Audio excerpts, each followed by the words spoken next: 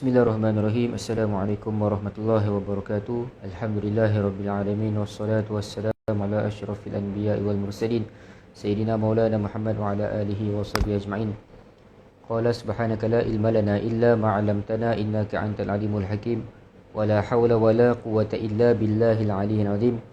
Allahumma salli ala Sayyidina Muhammad al-fatihi lima ughliq wal khatimi lima sabaq nasiril haqqi bil haqq wal hadi ila siratikal mustaqim sallallahu alaihi wa ala alihi wa sahbihi haqqa qadrihi wa miqdaril azim.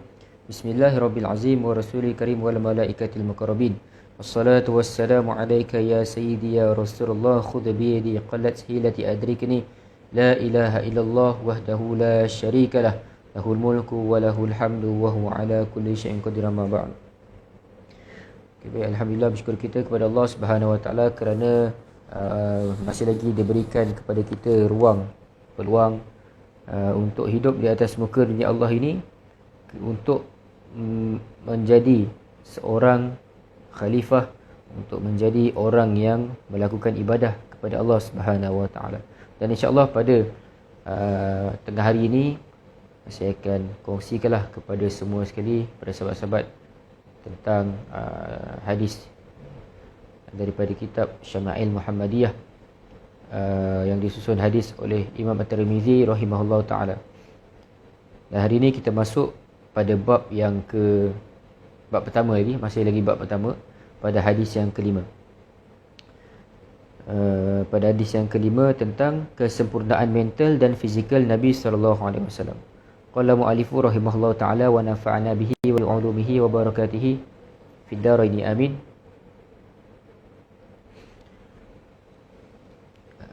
An Ali bin Abi Talib radhiyallahu anhu qala lam yakun an-nabiyyu sallallahu alaihi wasallam bit-tawil wala bil-qasiri shashnul kaffaini wal qadamain dakhmul ra'si dakhmul karadisi tawilul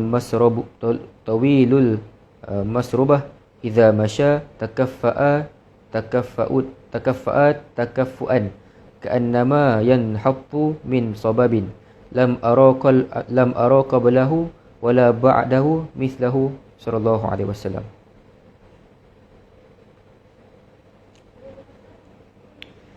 Diriwayatkan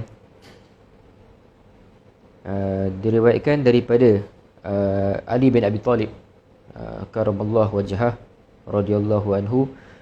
Beliau menceritakan bahawa Nabi SAW itu tidak tinggi dan tidak pula rendah. Dua tapak tangan dan tapak kaki baginda agak besar dan tebal.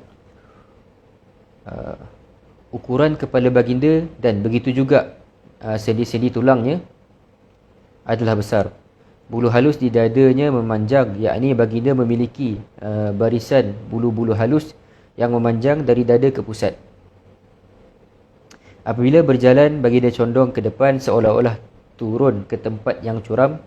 Aku tidak pernah melihat sebelum dan selepasnya orang seperti Nabi SAW. Jadinya hadis ini adalah menceritakan beberapa perkara yang dan sebelumnya pun hadis-hadis lain pun dah ceritakanlah yang tentang Nabi ini dia tidak terlalu tinggi dan tidak juga terlalu rendah. Cumanya dalam hadis yang ini agak detail lah diceritakan oleh sahabat Nabi bernama Sayyidina Ali radhiyallahu anhu, yang di mana beliau dapat menceritakan tentang Nabi SAW itu memiliki bulu-bulu halus di dadanya memanjang, yakni Nabi SAW ada bulu halus yang memanjang daripada dada sehingga ke pusat. Itu hanya boleh kalau sahabat-sahabat Nabi yang boleh untuk meriwayatkan hadis yang sedetail ini tidak ramailah. Antaranya Sayyidina Ali radhiyallahu anhu, kerana Sayyidina Ali duduk bersama dengan Nabi sejak kecil lagi Nabi jaga Sayyidina Ali radhiyallahu anhu.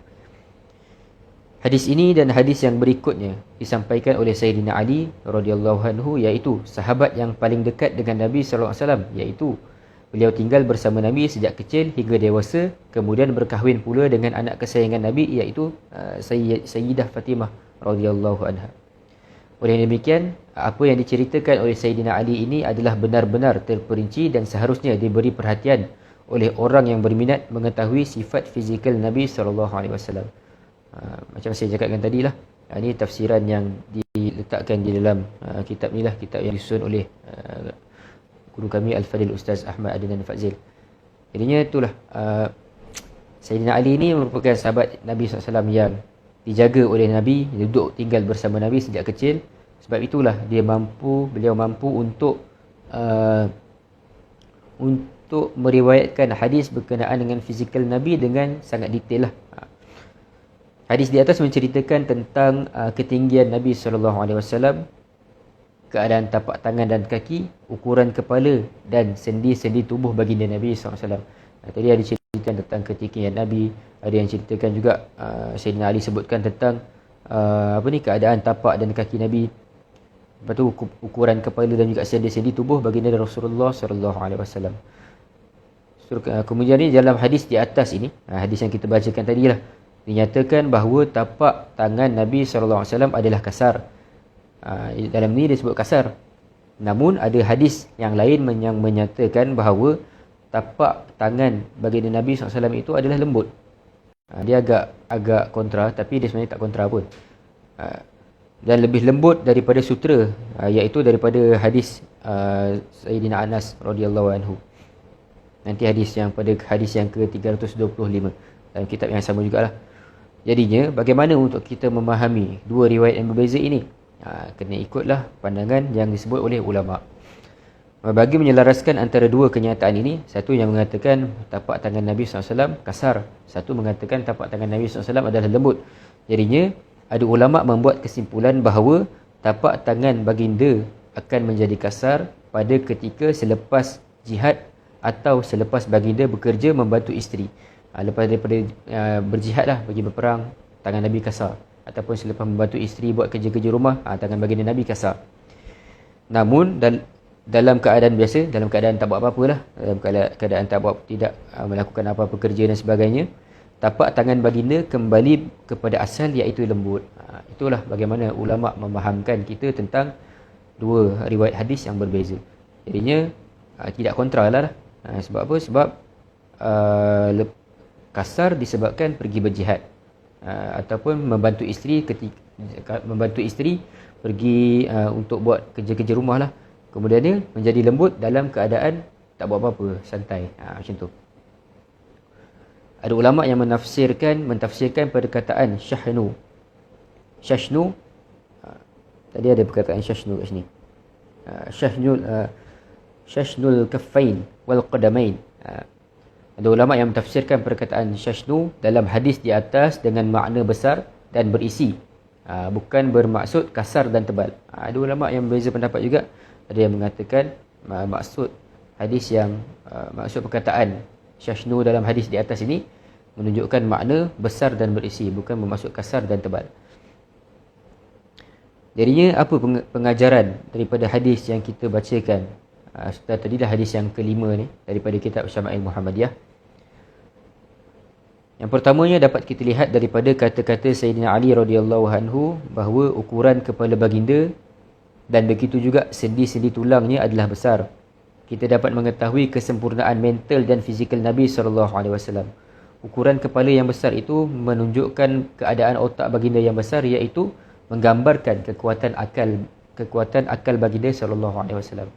Menunjukkan bahawa Nabi SAW itu memiliki kekuatan akal yang sangat-sangat hebat berbanding dengan manusia-manusia yang lain lah. Yang keduanya, sendi-sendi tulang yang besar itu menunjukkan keadaan fizikal baginda yang tegap dan sasa, menggambarkan kekuatan lahiriah. Nabi SAW ini keadaan sendi dan tulang yang besar itu menunjukkan bahawa Nabi ini seorang yang tegap, sasa, gagah, sadar dan sebagainya, yang akan menggambarkan kekuatan zahirnya, kekuatan lahiriahnya. Sebab itulah Nabi SAW ini bukan kurus, tapi Nabi SAW ini ada six pack. Itu kalau bahasa mudahnya sekarang lah. Nabi SAW ini badannya sasa lah, tegap. Bukan badan yang lemah, kurus, kan. Nabi SAW itu ada otot lah di perut dan sebagainya. Nabi SAW itu kalau istilah sekarang sadar lah orang kata, kan. Itu Nabi SAW. Sebab itu tidak benarlah kalau kita ini kata Nabi SAW ni kurus ataupun Nabi SAW ini lemah dan sebagainya. Tidak. Nabi SAW seorang yang sangat-sangat kuat dan seorang yang sangat-sangat hebat, sasa dan tegap. Itu menggambarkan bahawa betapa kuatnya kekuatan Nabi SAW. Ialah bagaimana kita boleh cakap Nabi kuat, boleh tengok bagaimana beratnya pedang Nabi SAW.